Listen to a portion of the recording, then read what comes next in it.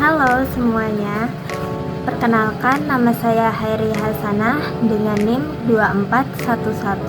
2411764086 dari Prodi Ilmu Hukum Kampus Unesa 5, kelas Hukum D. Hari ini saya akan membahas tentang subjek hukum internasional yang paling utama, yaitu negara. Apa itu negara dalam konteks hukum internasional? Yuk, mari kita cari tahu. Yang pertama, ada pengertian subjek hukum internasional negara. Negara sebagai subjek hukum internasional adalah entitas yang memiliki kedaulatan wilayah tertentu, penduduk tetap, dan pemerintah yang diakui.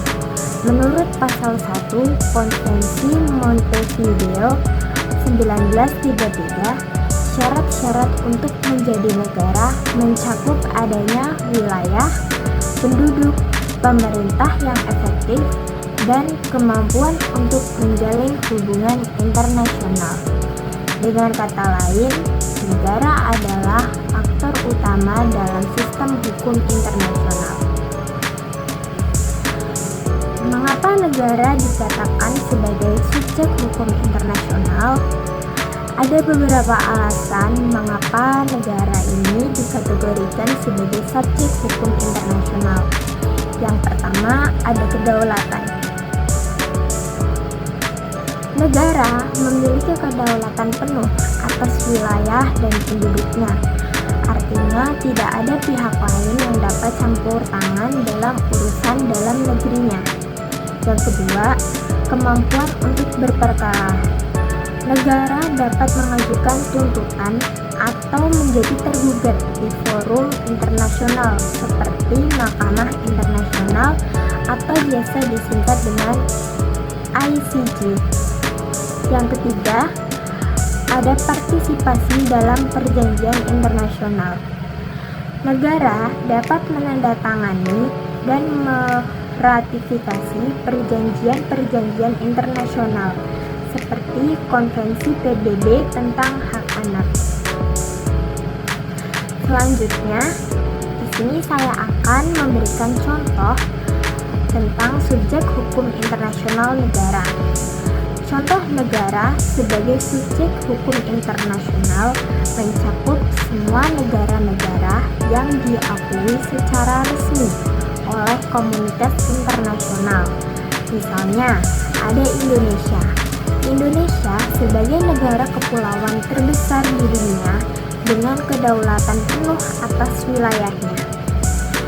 Ada pula Amerika Serikat yang memiliki pengaruh besar dalam politik global dan ekonomi.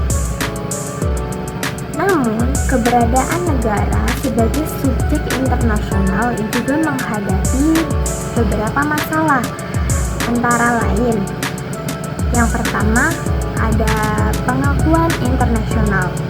Tidak semua entitas yang mengklaim diri sebagai negara itu diakui oleh komunitas internasional seperti Taiwan atau Palestina. Hal ini menimbulkan ketidakpastian mengenai status mereka di area global. Yang kedua, ada ketidakstabilan politik. Negara yang mengalami konflik internal atau tidak memiliki pemerintahan yang stabil seringkali kesulitan dalam menjalankan hak dan kewajibannya di tingkat internasional. Contohnya adalah Suriah yang terjebak dalam perang dunia dan kehilangan pengakuan dari banyak negara lain. Yang ketiga, ada keterbatasan hukum.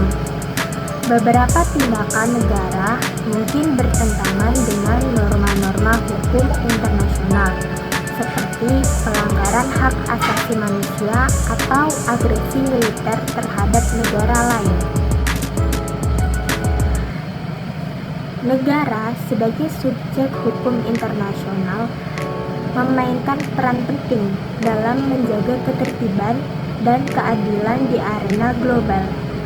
Namun, tantangan yang dihadapi dalam praktiknya ini menunjukkan bahwa sistem hukum internasional masih perlu diperkuat untuk memastikan perlindungan hak asasi manusia dan penyelesaian sengketa secara damai. Baik, begitu penjelasan subjek hukum internasional negara dari saya. Terima kasih telah menonton. Wassalamualaikum warahmatullahi wabarakatuh.